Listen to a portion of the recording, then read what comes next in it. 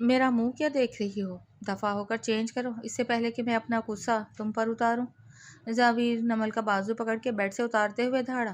زاویر کی شادی نمل کی کزن سے ہو رہی تھی، لیکن اس نے اپنے کلاس فیلو سے کورٹ میرج کر لی تو زاویر کا نکاح نمل سے کر دیا گیا، جس کا سجا ہوا روپ زاویر کو آگ لگا گیا۔ آدھے گھنٹے تک نمل ڈریسنگ روم سے باہر نہیں آئی تو زاویر غصے سے بولا، کیا آج رات یہیں رہنے کا ارادہ ہے یا پھر میں باہر نکالوں گا؟ زاویر نے جیسے ہی ڈریسنگ روم کا دروازہ کھولا تو نمل کی چیخ۔ کمرے میں پھیلی گلاب اور موتیے کی تیز خوشبو اس وقت زاویر کی ناک میں ایک جھلسن پیدا کر رہی تھی۔ بیڈ پر بکھری پھولوں کی پتیاں، سرخ اور سنہری رنگ کے پردے اور مدھم لائٹس، یہ سب کچھ اس کے زخموں پر نمک چھڑکنے کے مترادف تھا۔ وہ زاویر خان جس کی انا آسمان کو چھوتی تھی آج ایک تماشا بن چکا تھا۔ شادی اس کی علیزہ سے طے تھی، لیکن وہ اپنے کسی کلاس فیلو کے ساتھ کورٹ میرج کر کے بھاگ گئی اور خاندان کی جھوٹی پگڑی بچانے کے لیے اس کا نکاح نمل سے کر دیا گیا۔ نمل جو علیزہ کی کزن تھی، جو اس وقت بیڈ کے ایک کونے پر سرخ بھاری روسے لہنگے میں سر جھکائے بیٹھی تھی، جیسے سارے تماشے کی ذمہ دار وہی ہو۔ زاویر کی نظر اس کے سجے ہوئے روپ پر پڑی تو اس کا اندر غصے کا ایک لاوا ابل پڑا۔ وہ دندناتا ہوا بیڈ کے قریب پہنچا اور بغیر کچھ سوچے سمجھے نمل کا نازک بازو اپنی سخت گرفت میں لیا۔ میرا منہ کیا دیکھ رہی ہو؟ دفع ہو کے چینج کرو، اس سے پہلے کہ میں اپنا غصہ تم پر اتاروں۔ زاویر نمل کا بازو پکڑ کے بیڈ سے اتارتے ہوئے دھاڑا۔ اس کی آواز میں اتنی کاٹ تھی کہ نمل کا پورا وجود کانپ اٹھا۔ زاویر نے اسے اتنے زوردار جھٹکے سے بیڈ سے اتارا تھا کہ اس کے پاؤں لڑکھڑا گئے۔ اس نے خوف زدہ نظروں سے ایک پل کے لیے زاویر کے سرخ انگارہ چہرے کو دیکھا، جہاں نفرت اور توہین کے سوا کچھ نہ تھا۔ نمل نے اپنے آنسوؤں کو اندر ہی اندر کہیں نگلا، اپنے بھاری لہنگے کو سنبھالا اور بغیر کچھ کہے تیز قدموں سے ڈریسنگ روم کی طرف بڑھ گئی۔ ڈریسنگ روم کا دروازہ بند ہوتے ہی زاویر نے غصے میں بیڈ کے پاس پڑا شیشے کا گلدان اٹھا کر دیوار پر دے مارا۔ شیشے کے سینکڑوں ٹکڑے فرش پر بکھر گئے، بالکل اس طرح جیسے آج زاویر کا مان اور غرور بکھرا تھا۔ وہ کمرے میں غصے سے چکر کاٹنے لگا، اس کی مٹھیاں بھیجی ہوئی تھیں اور سانسیں دھوکنے کی طرح چل رہی تھیں۔ مجھ سے بدلہ لیا ہے ان سب نے، میری زندگی مذاق بنا کر رکھ دی۔ وہ اپنے آپ سے بڑبڑائے۔ وہ سخت طیش میں تھا۔ آج جو کچھ بھی ہوا اس نے زاویر کو بہت زیادہ توڑ کر رکھ دیا تھا۔ یہی وجہ تھی کہ اس کا غصہ عروج پہ تھا۔ وقت گزرتا گیا لیکن ڈریسنگ روم کا دروازہ نہیں کھلا۔ 15 منٹ گزرے، پھر 20 منٹ اور دیکھتے ہی دیکھتے آدھا گھنٹہ بیت گیا۔ زاویر کا صبر کا پیمانہ لبریز ہو چکا تھا۔ اسے لگا نمل اندر بیٹھ کر جان بوجھ کر اسے زج کر رہی ہے یا شاید مظلومیت کا ڈرامہ رچا رہی ہے۔ وہ غصے سے ابلتا ہوا ڈریسنگ روم کے بند دروازے کے سامنے آ کھڑا ہوا اور اس نے زور زور سے دروازہ پیٹنا شروع کر دیا۔ کیا آج رات یہیں رہنے کا ارادہ ہے یا پھر میں تمہیں باہر نکالوں؟ زاویر باہر سے غصے سے چلایا، نمل، میں تم سے بات کر رہا ہوں، یہ نخرے کسی اور کو دکھانا، میرے صبر کا امتحان مت لو۔ اندر سے کوئی جواب نہ آیا، نہ کوئی آہٹ، نہ کوئی سسکی۔ زاویر کے غصے میں اب تھوڑی سی جھنجھلاہٹ شامل ہو گئی۔ اس نے ہینڈل کو پکڑ کر زور سے گھمایا۔ دروازہ اندر سے لاک نہیں تھا۔ زاویر نے جیسے ہی ڈریسنگ روم کا دروازہ جھٹکے سے کھولا تو نمل کی ایک تیز دردناک چیخ گونجی اور پھر ہر طرف گہرا سکوت چھا گیا۔ زاویر کی آنکھیں خوف اور حیرت سے پھیل گئیں۔ سامنے کا منظر اس کے ہوش اڑانے کے لیے کافی تھا۔ نمل فرش پر بے ہوش پڑی تھی، اس کا چہرہ زرد پڑ چکا تھا۔ ہوا یوں تھا کہ بھاری لہنگے، سر پر ٹکے وزنی دوپٹے اور جیولری کے بوجھ کی وجہ سے اور اوپر سے زاویر کے خوف اور ذہنی دباؤ کے باعث اسے زور کا چکر آیا تھا۔ گرتے گرتے اس کا ہاتھ ڈریسنگ ٹیبل پر رکھے ہوئے پرفیومز اور شیشے کے سامان سے ٹکرایا، جس سے وہ سب نیچے گرا اور شیشے کا ایک بڑا تیز ٹکڑا نمل کے دائیں بازو میں گہرائی تک اتر گیا۔ اس کے گورے مخروطی بازو سے سرخ گرم لہو تیزی سے بہہ رہا تھا، جس نے اس کے عروسی جوڑے کے سرخ رنگ کو مزید گہرا اور خوفناک بنا دیا تھا۔ وہ تکلیف سے چیختی بے ہوش ہو چکی تھی۔ زاویر کا سارا غصہ، ساری انا اور ساری نفرت ایک ہی پل میں ہوا ہو گئی۔ پشیمانی اور خوف کی ایک سرد لہر اس کی ریڑھ کی ہڈی میں دوڑ گئی۔ نمل، زاویر نے خوفناک پکار کے ساتھ اسے پکارا اور خود فرش پر گرا۔ اس کے ہاتھ کانپ رہے تھے۔ نمل، آنکھیں کھولو، یہ کیا ہو گیا؟ اس نے گھبرا کر نمل کا سر اپنے گود میں رکھا۔ اس کا ہاتھ نمل کے خون سے لت پت بازو پر گیا تو زاویر کا دل جیسے دھڑکنا بھول گیا۔ اس نے فوراً اپنا رومال نکالا اور نمل کے زخم پر باندھنے کی کوشش کی، لیکن خون کا بہاؤ رکنے کا نام ہی نہیں لے رہا تھا۔ اسی دوران نمل کی تیز چیخ اور کمرے کے اندر ٹوٹ پھوٹ کی آوازیں سن کر باہر ہال میں موجود اس کی ساس حیا بیگم اور زاویر کا قریبی دوست شہمیر، جو شادی کے انتظامات کی وجہ سے ابھی تک گھر پر ہی موجود تھے، بدحواسی میں کمرے کے اندر بھاگے۔ کمرے کا منظر دیکھ کر حیا بیگم نے اپنے منہ پر ہاتھ رکھ لیا۔ یا الہی، میری بچی نمل! وہ روتی ہوئی ڈریسنگ روم کی طرف لپکیں۔ شہمیر کی بھی آنکھیں پھٹی کی پھٹی رہ گئیں۔ اس نے فرش پر بکھرا خون اور زاویر کو نمل کو گود میں لیے کانپتے ہوئے دیکھا۔ زاویر، یہ سب کیا ہے؟ تم نے کیا کیا ہے یہ؟ شہمیر نے صدمے اور غصے سے زاویر کو جھنجھوڑا۔ شہمیر، میں نے کچھ نہیں کیا، خدا کی قسم میں نے کچھ نہیں کیا، یہ خود بے ہوش ہو گئی ہے، دیکھو اس کا کتنا خون بہہ رہا ہے۔ زاویر کی آواز رند گئی۔ اس کی آنکھوں میں پہلی بار نمل کے لیے خوف اور پشیمانی کے آنسو بھرے تھے۔ تم بس تماشا دیکھتے رہو گے یا کچھ کرو گے بھی؟ حیا بیگم نمل کے پاس گھٹنوں کے بل بیٹھ گئیں اور اس کا چہرہ تھپتھپانے لگیں۔ نمل، میری بچی، آنکھیں کھولو، بیٹا میری طرف دیکھو۔ زاویر، خدا کے لیے اسے اٹھاؤ، ہسپتال لے جانا ہوگا۔ میں ابھی ڈاکٹر کو فون کرتا ہوں اور گاڑی نکالتا ہوں۔ شہمیر نے پھرتی سے اپنا فون نکالا۔ وہ فوراً خاندانی ڈاکٹر ارحم کا نمبر ملاتے ہوئے کمرے سے باہر کی طرف بھاگا۔ ہیلو ڈاکٹر ارحم، ایمرجنسی ہے، پلیز آپ فوراً ہسپتال پہنچے، ہم آ رہے ہیں۔ شہمیر کی آواز ہال میں گونج رہی تھی۔ ادھر کمرے میں زاویر نے نمل کے بے جان وزنی وجود کو اپنی مضبوط باہوں میں اٹھایا۔ نمل کا سر اس کے سینے پر ٹک گیا تھا اور اس کے بازو سے ٹپکتا ہوا خون اب زاویر کی سفید شیروانی پر اپنے نشان چھوڑ رہا تھا، جیسے زاویر کے ظلم اور غصے کا گواہ بن رہا ہو۔ حیا بیگم روتے ہوئے نمل کا دوپٹہ اور لہنگا سنبھال رہی تھی، جو فرش پر گھسٹ رہا تھا۔ میری معصوم بچی، علیزہ کے گناہوں کی سزا اسے مل گئی۔ زاویر، اگر اسے کچھ ہوا تو میں خود کو کبھی معاف نہیں کر پاؤں گی۔ میں نے ہی اسے اس آگ میں دھکیلا ہے۔ حیا بیگم کی سسکیاں زاویر کے دل کو چھید رہی تھیں۔ زاویر نے نمل کے زرد پرسکون چہرے کو دیکھا۔ وہ چہرہ جو کچھ دیر پہلے اس کے لیے نفرت کی علامت تھا، اس وقت انتہائی معصوم اور مظلوم لگ رہا تھا۔ اس کی بند آنکھیں اور نیلی پڑتی رنگت زاویر کو احساس جرم کی دلدل میں دھکیل رہی تھی۔ مجھے معاف کر دینا نمل، میں اپنے غصے میں اندھا ہو گیا تھا، زاویر نے دل میں کہا اور اسے مزید مضبوطی سے اپنے سینے سے بھیجتے ہوئے سیڑھیوں کی طرف تیزی سے بڑھ گیا، جہاں نیچے شہمیر گاڑی کا دروازہ کھولے ان کا منتظر تھا۔ ایک کالی خوفناک رات کا آغاز ہو چکا تھا، جس نے زاویر کے غرور کو خاک میں ملا دیا تھا۔ شادی سے 3 دن پہلے خان ویلا کا رخ بدل چکا تھا۔ رات کے پچھلے پہر جہاں پورا گھر گہری نیند سو رہا تھا، وہاں علیزہ اپنے کمرے کی کھڑکی کے پاس کھڑی کانپتے ہاتھوں سے اپنا بیگ سنبھال رہی تھی۔ باہر اندھیرے میں گاڑی خاموشی سے آ کر رکی، جس کی ہیڈ لائٹس بند تھیں۔ گاڑی سے دانیال باہر نکلا اور اس نے علیزہ کو اشارہ کیا۔ علیزہ نے ایک آخری بار اپنے عروسے جوڑے کو دیکھا جو ہینگر پر ٹنگا تھا، اور پھر بنا مڑے دانیال کے ساتھ اندھیرے میں غائب ہو گئی۔ اگلی صبح سورج کی پہلی کرن کے ساتھ ہی خان ویلا میں وہ قیامت ٹوٹی جس کا کسی نے تصور بھی نہیں کیا تھا۔ علیزہ کا کمرہ خالی تھا اور بیڈ پر صرف ایک خط پڑا تھا، جس پر لکھا تھا، میں زاویر سے شادی نہیں کر سکتی، میں دانیال سے محبت کرتی ہوں اور ہم کورٹ میرج کر رہے ہیں، ہمیں ڈھونڈنے کی کوشش نہ کی جائے۔ یہ نہیں ہو سکتا، میری بیٹی ایسا نہیں کر سکتی۔ حیا بیگم خط ہاتھ میں لیے بری طرح چیخیں۔ پورے گھر میں کوہرام مچ گیا۔ کچھ ہی دیر میں خاندان کے سب سے بڑے بزرگ دادا جان لاٹھی ٹیکتے ہوئے ہال میں آئے۔ ان کا چہرہ غصے اور صدمے سے سفید پڑ چکا تھا۔ زاویر بھی وہاں پہنچ چکا تھا۔ اس کی آنکھیں خون آلود تھیں اور چہرے پر حیوانی غصہ تھا جس نے اس کی تمام حسیں سن کر دی تھیں۔ کہاں ہے وہ؟ زاویر کی آواز ہال میں گونجی۔ کہاں گئی وہ کمین لڑکی؟ میری عزت، میرے خاندان کا نام داؤ پر لگا کر چلی گئی۔ دادا جان نے خط دیکھا تو ان کے ہاتھ کانپنے لگے۔ علیزہ، تو نے ہماری نسلوں کی کمائی ہوئی عزت ایک پل میں مٹی میں ملا دی۔ باہر میڈیا، بزنس پارٹنر سب آنے والے ہیں، میں دنیا کو کیا منہ دکھاؤں گا؟ اچانک دادا جان نے اپنے دل پر ہاتھ رکھا۔ ان کی سانس اکھڑنے لگی اور وہ صدمے سے صوفے پر گرنے لگے۔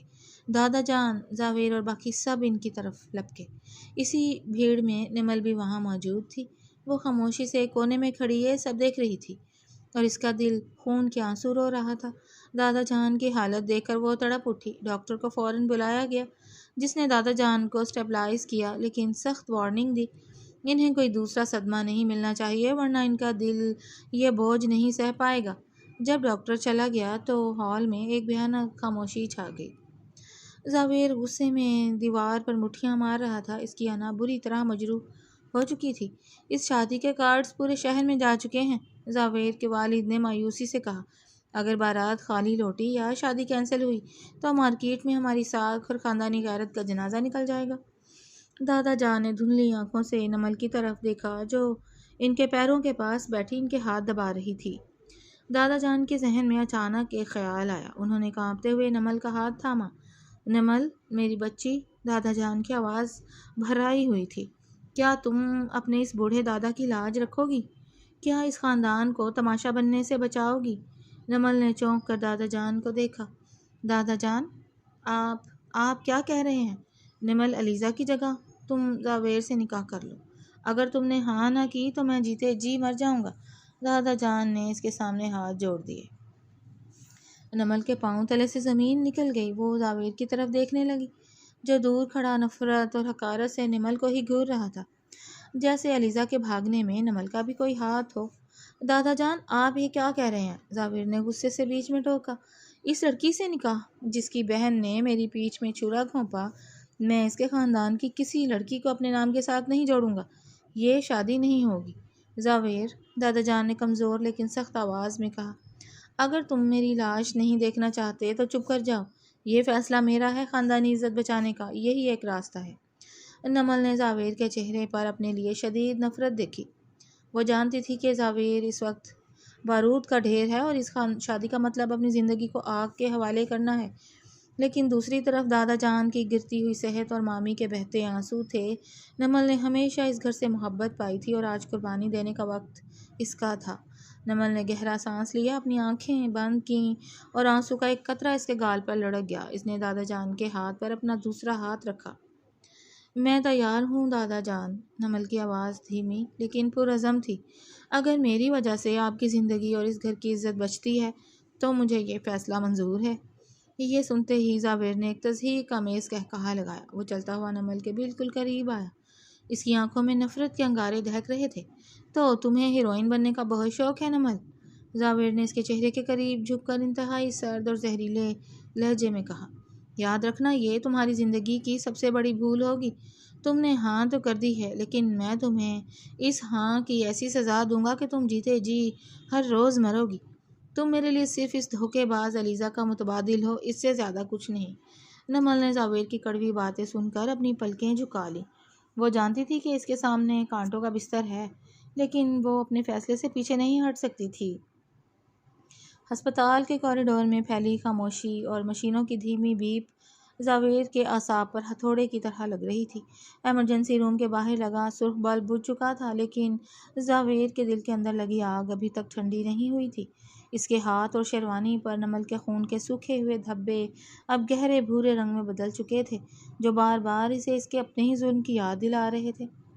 کچھ ہی دیر میں ایمرجنسی روم کا بھاری دروازہ کھلا اور ڈاکٹر ارحم، جو ان کے خاندانی معالج بھی تھے، باہر نکلے۔ ان کے چہرے پر گہری سنجیدگی تھی۔ زاویر لپک کر ان کے قریب پہنچا۔ ڈاکٹر ارحم، نمل کیسی ہے؟ وہ ٹھیک تو ہے نا؟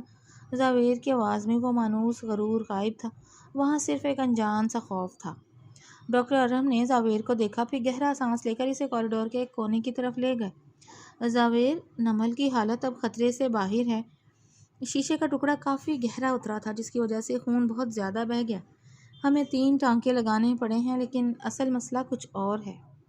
کیسا مسئلہ ڈاکٹر؟ زاویر نے بے چینی سے پوچھا۔ وہ شدید ذہنی دباؤ اور نقاہت کا شکار ہے۔ اس کا بلڈ پریشر خطرناک حد تک گرا ہوا تھا۔ ایسا لگتا ہے جیسے وہ پچھلے 3-4 دنوں سے شدید صدمے یا خوف کی کیفیت میں ہے، اور آج رات جو کچھ بھی ہوا اس نے اس کے صبر کا پیمانہ لبریز کر دیا۔ دیکھو زاویر، میں تمہارا فیملی ڈاکٹر ہوں اور میں جانتا ہوں کہ پچھلے چند دنوں میں تمہارے گھر میں کیا کچھ ہوا ہے، لیکن نمل ایک نازک لڑکی ہے، وہ اس طرح کا ذہنی دباؤ نہیں جھیل پائے گی۔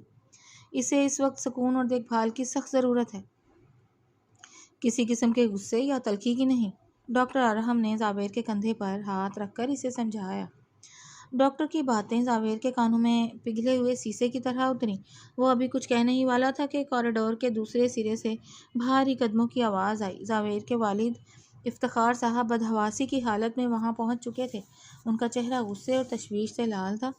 ڈاکٹر ارحم کو دیکھ کر وہ رک گئے۔ ارحم، میری بچی کیسی ہے؟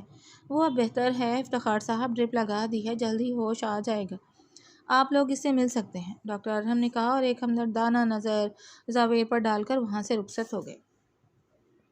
ڈاکٹر کے جاتے ہی افتخار صاحب کا رخ زاویہ کی طرف ہوا۔ ان کی آنکھوں میں اپنے اکلوتے بیٹے کے لیے سخت ناراضگی تھی۔ یہ سب کیا ہے زاویہ؟ افتخار صاحب کی دھیمی مگر گرجدار آواز کوریڈور میں گونجی۔ شاہ میر نے مجھے سب بتایا۔ شادی کی پہلی رات کوئی اپنی بیوی کے ساتھ ایسا سلوک کرتا ہے؟ تم نے اسے اس حد تک ڈرا دیا کہ وہ بے ہوش ہو کر گر گئی۔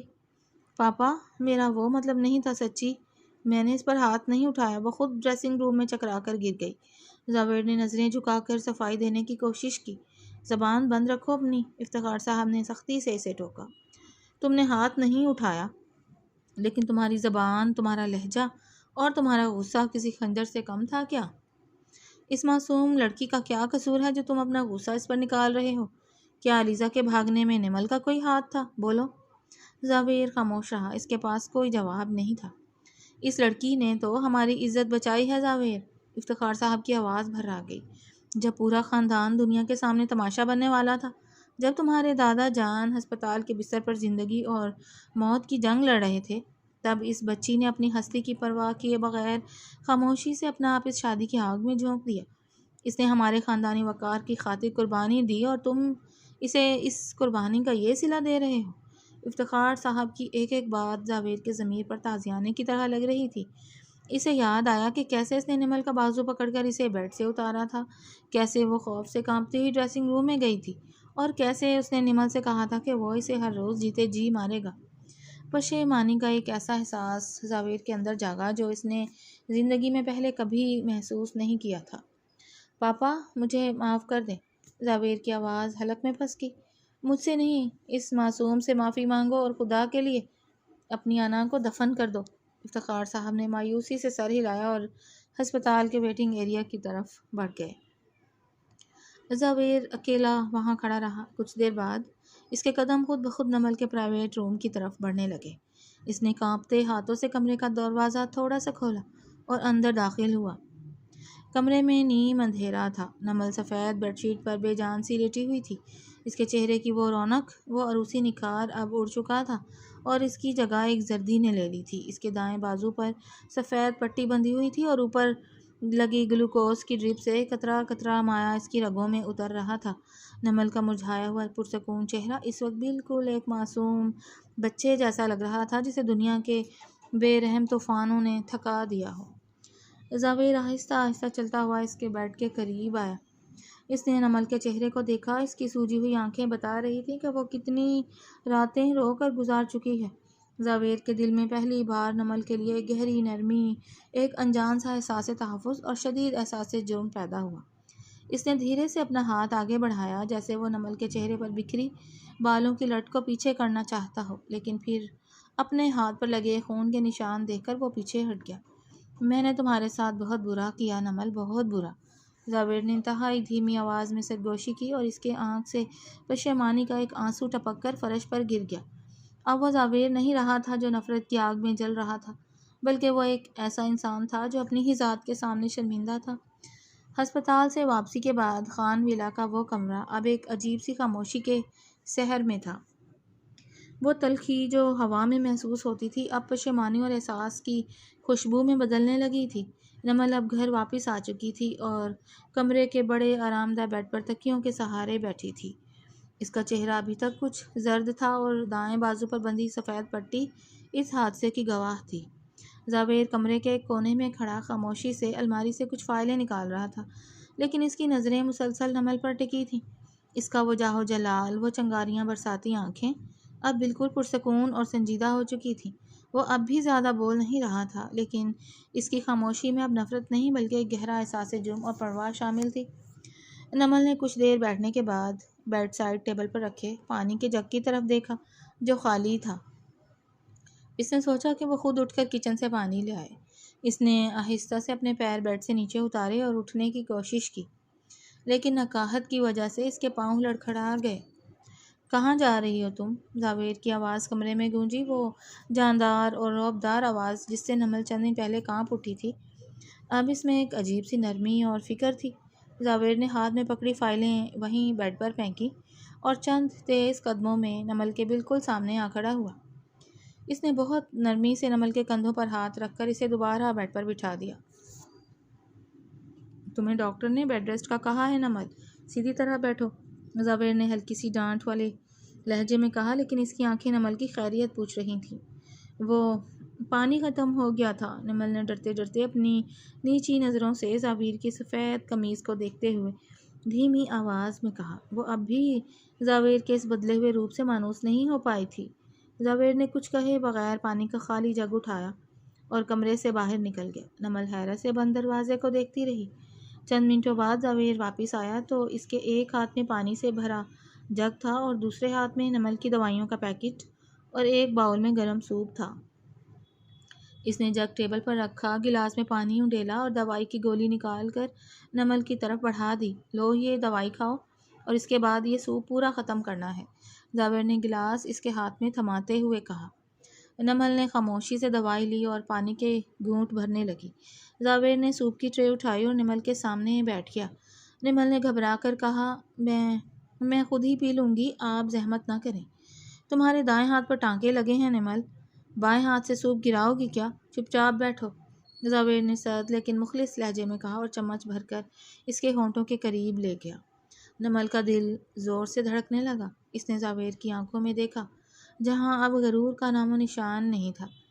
اس نے خاموشی سے سوپ پینا شروع کر دیا۔ دونوں کے درمیان کوئی بات نہیں ہو رہی تھی، لیکن اس خاموش دیکھ بھال نے ان کے درمیان جمی برف کی پہلی تہہ کو پگھلانا شروع کر دیا تھا۔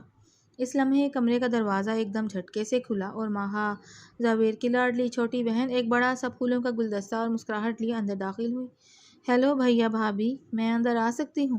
اوہو، میں تو آ ہی گئی، ماہا نے شرارت سے کہا اور نمل کے بیڈ کے پاس آ کر بیٹھ گئی۔ ماہا کو دیکھ کر نمل کے چہرے پر ایک سچی اور خوبصورت مسکراہٹ ابھر آئی، جسے دیکھ کر زاویر نے جیسے گہرا اور اطمینان بھرا سانس لیا۔ نمل بھابھی، آپ کیسی ہیں؟ ہسپتال سے آنے کے بعد آپ تو بالکل گڑیا لگ رہی ہیں، چھوٹی سی سفید گڑیا، ماہا نے نمل کا بایاں ہاتھ تھام کر لاڈ سے کہا۔ اور یہ ہمارے ہٹلر بھیا آپ کو تنگ تو نہیں کر رہے نا؟ اگر کر رہے ہیں تو مجھے بتائیں، میں پاپا سے ان کی کلاس لگواتی ہوں۔ زاویر نے ماہا کو گھورا۔ ماہا، یہ تمہاری بھابھی ہیں اور انہیں آرام کی ضرورت ہے، تم یہاں آ کر ان کا سر مت کھاؤ۔ ارے واہ بھیا، پچھلے 2 دنوں میں آپ کے اندر کا کیئرنگ ہسبینڈ کچھ زیادہ ہی نہیں جاگ گیا ہے؟ ماہا نے زاویر کو چھیڑتے ہوئے آنکھ ماری۔ پہلے تو آپ کچن کا رخ بھی نہیں کرتے تھے اور آج صبح سے میں دیکھ رہی ہوں کہ نمل بھابھی کے لیے سوپ خود چیک کر رہے تھے کہ زیادہ گرم تو نہیں۔ ماہا کی بات سن کر نمل نے چونک کر زاویر کی طرف دیکھا۔ زاویر کا چہرہ ہلکا سا سرخ ہو گیا اور وہ کھنکھارتا ہوا اٹھ کھڑا ہوا۔ میں نیچے پاپا کے پاس جا رہا ہوں، زاویر نے کہا اور کمرے سے نکلتے نکلتے نمل کی طرف مڑ کر دیکھا۔ دوائی وقت پر لے لینا اور ماہا کی باتوں پر دھیان مت دو، زاویر کے جاتے ہی ماہا نے کہا لگایا۔ دیکھا بھابھی، بھیا جتنے باہر سے سخت بنتے ہیں نا، دل کے اتنے ہی نرم ہیں۔ جب سے آپ ہسپتال گئی تھیں یہ رات بھر سوئے نہیں تھے، پاپا سے چھپ کر آپ کے کمرے کے باہر چکر کاٹتے رہتے تھے۔ نمل ماہا کی باتیں سن رہی تھی، لیکن اس کا ذہن زاویر کے اس روپ پر اٹکا ہوا تھا۔ وہ زاویر جو اسے مٹانے کی دھمکیاں دے رہا تھا، آج اس کے لیے خود کچن میں کھڑا تھا۔ نمل کے دل کے کسی کونے میں زاویر کے لیے موجود خوف اب آہستہ آہستہ کم ہو رہا تھا اور اس کی جگہ ایک نئی ان کہی امید جنم لے رہی تھی۔ دونوں کے دلوں کا موسم بدلنے لگا تھا اور یہ ایک نئی اور خوبصورت شروعات کا آغاز تھا۔ چند ہفتے گزر چکے تھے اور خان ویلا کے در و دیوار پر چھائی اداسی اب آہستہ آہستہ چھٹنے لگی تھی۔ نمل کا زخم اب کافی حد تک بھر چکا تھا اور اس کے ساتھ ہی زاویر کے دل پر لگے زخم بھی نمل کی خاموش محبت اور دیکھ بھال سے مرہم پا رہے تھے۔ زاویر اب پہلے کی طرح تلخ نہیں رہا تھا، بلکہ وہ ہر وقت نمل کے آرام اور خوشی کا خیال رکھتا، لیکن پھر بھی ان دونوں کے درمیان ایک ان کہی دوری تھی، ماضی کا وہ سایہ جو زاویر کے ذہن میں کبھی کبھار یہ سوال اٹھاتا تھا کہ کیا نمل واقعی خوش ہے یا وہ صرف ایک معاہدہ نبھا رہی ہے۔ ایک اتوار کی دوپہر زاویر اور نمل لاؤنج میں بیٹھے تھے۔ زاویر ایک میگزین کے صفحات الٹ رہا تھا جبکہ نمل اس کے لیے چائے بنا کر لائی تھی۔ اسی لمحے مین گیٹ پر گاڑی آ کر رکی اور ملازم نے اندر آ کر اطلاع دی، سر علیزہ بی بی آئی ہیں اور ان کے ساتھ کوئی اور بھی ہے۔ یہ نام سنتے ہی لاؤنج میں جیسے وقت تھم گیا۔ زاویر کے ہاتھ سے میگزین چھوٹنے لگا اور اس کی آنکھیں سخت ہو گئیں۔ نمل کا دل بھی زور سے دھڑکا۔ علیزہ، جس کی وجہ سے یہ سارا طوفان کھڑا ہوا تھا، آج ہفتوں بعد اس گھر میں واپس آئی تھی۔ کچھ ہی سیکنڈز میں علیزہ ہال میں داخل ہوئی۔ اس کے پیچھے دانیال تھا جس کے چہرے پر ندامت اور خوف واضح تھا۔ علیزہ جو ہمیشہ شوق اور بے پرواہ دکھتی تھی، آج اس کے چہرے پر وہ تکبر نہیں تھا۔ اس نے زاویر اور نمل کو ایک ساتھ بیٹھے دیکھا تو اس کے قدم وہیں رک گئے۔ زاویر اپنی جگہ سے اٹھ کھڑا ہوا۔ اس کا پرانا غصہ ایک لمحے کے لیے جاگا، لیکن اس نے نمل کے چہرے کی طرف دیکھا جو سہم سی گئی تھی، تو اس نے اپنے جذبات پر قابو پا لیا۔ تم یہاں کیوں آئی ہو علیزہ؟ اور اس شخص کو میرے گھر لانے کی ہمت کیسے ہوئی تمہاری؟ زاویر کی آواز سرد اور کاٹدار تھی۔ علیزہ نے دھیمے قدموں سے آگے بڑھ کر صوفے کے پاس رکھے ٹیبل پر ایک خوبصورت ویڈنگ کارڈ رکھا۔ اس کی آنکھوں میں آنسو ابھر آئے۔ میں یہاں اپنی شادی کا دعوتی کارڈ دینے اور آپ سب سے معافی مانگنے آئی ہوں زاویر۔ علیزہ کی آواز کانپ رہی تھی۔ میں جانتی ہوں کہ میں نے جو کیا وہ غلط تھا۔ جس طریقے سے میں گئی وہ خاندانی عزت کے خلاف تھا، لیکن خدا کی قسم میرا مقصد آپ کو یا دادا جان کو دکھ پہنچانا نہیں تھا۔ میں دانیال سے محبت کرتی تھی اور پاپا ہماری بات سننے کو تیار نہیں تھے۔ دانیال نے آگے بڑھ کر زاویر کے سامنے ہاتھ جوڑ دیے۔ زاویر صاحب، علیزہ سچ کہہ رہی ہے، قصور میرا بھی ہے۔ میں اسے بھگا کر نہیں لے جانا چاہتا تھا، لیکن ہمارے پاس کوئی اور راستہ ہی نہیں تھا۔ ہمیں معلوم ہوا کہ ہماری وجہ سے خاندان پر کیا گزری اور دادا جان کی طبیعت خراب ہوئی۔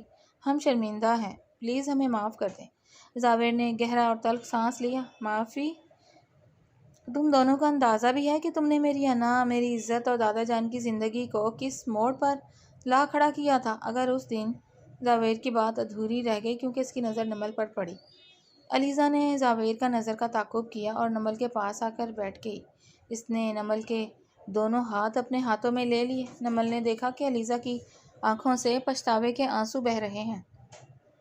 نمل میری پیاری بہن، علیزہ نے روتے ہوئے کہا، مجھے سب معلوم ہوا کہ میرے جانے کے بعد کیا ہوا۔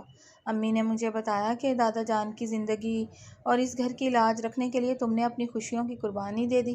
تم نے زاویر سے نکاح کے لیے ہاں کر دی۔ نمل نے شفقت سے علیزہ کے ہاتھ کو تھپتھپایا۔ علیزہ، جو ہوا وہ قسمت کا لکھا تھا، تم اب رو مت۔ علیزہ نے سر ہلایا اور زاویر کی طرف مڑ کر دیکھا جو خاموشی سے یہ سب دیکھ رہا تھا۔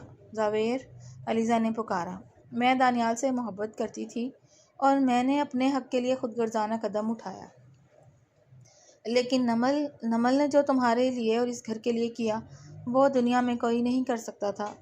وہ دنیا کی بہترین لڑکی ہے زاویر۔ اس نے اپنی ذات سے پہلے اس خاندان کے وقار کو مد نظر رکھا۔ علیزہ کی باتیں زاویر کے دل کے بند دروازوں کو کھول رہی تھیں۔ اس کے دل کے کسی کونے میں جو ایک ہلکی سی کسک یا غلط فہمی تھی کہ شاید نمل نے یہ شادی کسی مجبوری یا خاندانی دباؤ میں آ کر صرف ایک ذمہ داری کے طور پر قبول کی ہے، وہ اب پگھل رہی تھی۔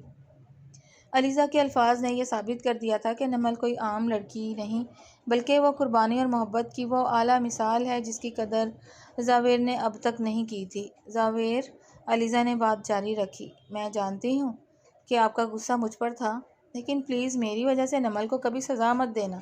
یہ اس غصے کی نہیں بلکہ دنیا کی سب سے زیادہ محبت اور عزت کی حقدار ہے۔ اگر آپ اسے خوش رکھیں گے تو مجھے لگے گا کہ میرا گناہ کچھ کم ہو گیا ہے۔ دانیال نے بھی اس بات میں سر ہلایا۔ لاؤنج میں ایک گہری خاموشی چھا گئی، صرف علیزہ کے سسکنے کی دھیمی آواز تھی۔ زاویر نے نمل کی طرف دیکھا جس کی پلکیں جھکی ہوئی تھیں اور گالوں پر ہلکی سی سرخی دوڑ گئی تھی۔ اس معصوم لڑکی نے زاویر کے تیکھے تیور سہے، اس کے غصے کی وجہ سے ہسپتال کے بستر تک پہنچی، لیکن کبھی زبان سے ایک شکایت تک نہ کی۔ زاویر کا دل پشیمانی اور ایک گہرے سچے احساس محبت سے لبریز ہو گیا۔ اسے اپنی تمام تر غلط فہمیوں کا خاتمہ ہوتا ہوا محسوس ہوا۔ علیزہ کا آنا دراصل ان دونوں کے بیچ کی آخری دیوار کو گرانے کا سبب بن گیا تھا۔ زاویر نے ایک طویل سانس لیا اور علیزہ اور دانیال کی طرف دیکھا۔ اس کا لہجہ اب بالکل پرسکون تھا۔ علیزہ، دانیال، زاویر نے کہا، میں جھوٹ نہیں بولوں گا، مجھے تم دونوں پر بہت غصہ تھا اور میری انا مجروح ہوئی تھی، لیکن آج نمل کو اپنے ساتھ دیکھ کر اور یہ جان کر کہ اس نے میرے لیے کیا کچھ جھیلا ہے، میرا وہ غصہ ختم ہو چکا ہے۔ میں تم دونوں کو معاف کرتا ہوں اور میں تمہاری شادی کی خوشیوں کے لیے دعا گو ہوں۔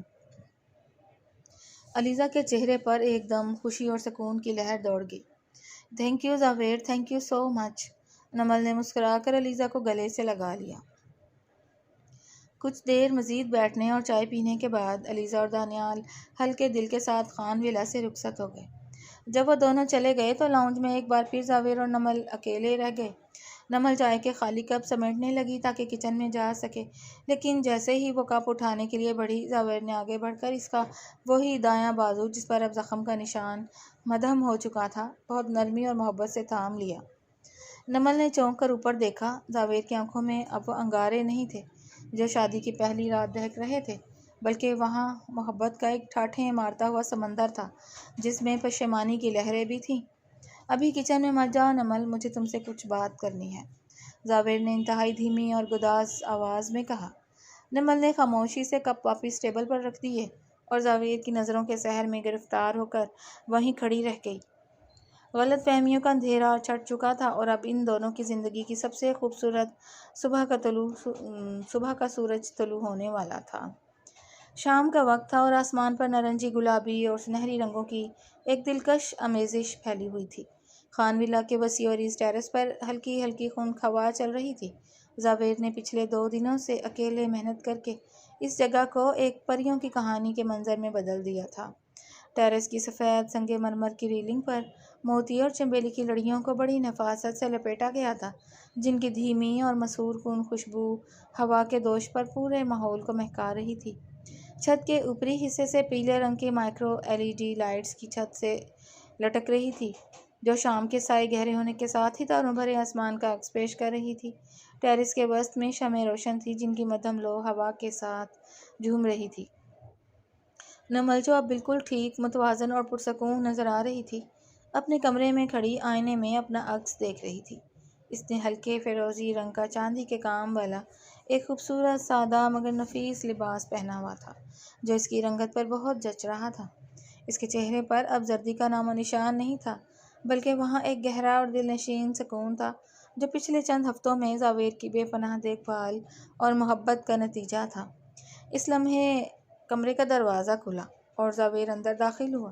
وہ سیاہ رنگ کے کرتے اور سفید شلوار میں ملبوس ہمیشہ کی طرح وجیح اور پرکشش لگ رہا تھا۔ نمل کو دیکھ کر اس کی نظریں وہیں تھم گئیں اور اس کے لبوں پر ایک والہانہ مسکراہٹ ابھر آئی۔ کیا میں اپنی خوبصورت بیوی کا تھوڑا سا وقت لے سکتا ہوں؟ زبیر نے محبت سے بھرپور اور دھیمی آواز میں پوچھا۔ نمل نے آئینے میں زبیر کا عکس دیکھا اور شرما کر اپنی پلکیں جھکا لیں۔ آپ کو اجازت مانگنے کی ضرورت کب سے پڑ گئی؟ زبیر مسکرا کر اس کے قریب آیا اور بہت نرمی سے اس کا بایاں ہاتھ تھام لیا۔ چلو میرے ساتھ، باہر تمہارا کوئی انتظار کر رہا ہے۔ کون؟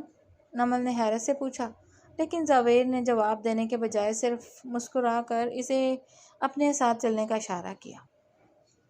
جب زبیر نے ٹیرس کا لکڑی کا بھاری دروازہ کھولا اور نمل کو باہر لایا تو نمل کے منہ سے ایک ہلکی سی حیرت اور خوشی کی سسکی نکل گئی۔ لائٹس، پھول، شمعیں اور وہ دل فریب خوشبو، سب کچھ اتنا سحر انگیز تھا کہ نمل کو یقین نہیں آ رہا تھا۔ زبیر، یہ سب؟ نمل نے گھوم کر پورے ٹیرس کو دیکھا۔ اس کی آنکھیں خوشی سے چمک رہی تھیں۔ ہاں نمل، یہ صرف تمہارے لیے، زبیر نے کہا۔ اس کی آواز میں ایک گہرا ٹھہراؤ اور سچائی تھی۔ زبیر آہستہ آہستہ چلتا ہوا نمل کے بالکل قریب آیا۔ اس نے بہت محبت اور عقیدت سے نمل کا دایاں بازو اپنے ہاتھوں میں لیا۔ یہ وہی بازو تھا جسے اس نے شادی کی پہلی رات غصے کے جنون میں سخت گرفت میں لیا تھا اور بیڈ سے اتارا تھا، اور جس پر بعد میں شیشے کا گہرا زخم لگ گیا تھا۔ اب وہاں ٹانکوں کا ایک ہلکا سا مدھم نشان باقی تھا جو ان کے ماضی کی تلخی کی آخری نشانی تھی۔ زبیر نے اپنے انگوٹھے سے اس نشان کو بہت نرمی سے چھوا، جیسے وہ نمل کے وجود سے پچھلے سارے درد سمیٹ لینا چاہتا ہو۔ اور پھر نمل کے ہوش اڑاتے ہوئے وہ مغرور اور خاندانی انا کا مالک زبیر خان نمل کے سامنے ایک گھٹنے کے بل فرش پر بیٹھ گیا۔ نمل کے پاؤں تلے سے زمین نکل گئی۔ زبیر، آپ یہ کیا کر رہے ہیں؟ پلیز اٹھیں۔ نمل نے بدحواسی میں اسے اٹھانے کے لیے اپنے ہاتھ آگے بڑھائے، لیکن زاویر نے اس کا ہاتھ مضبوطی سے تھام لیا۔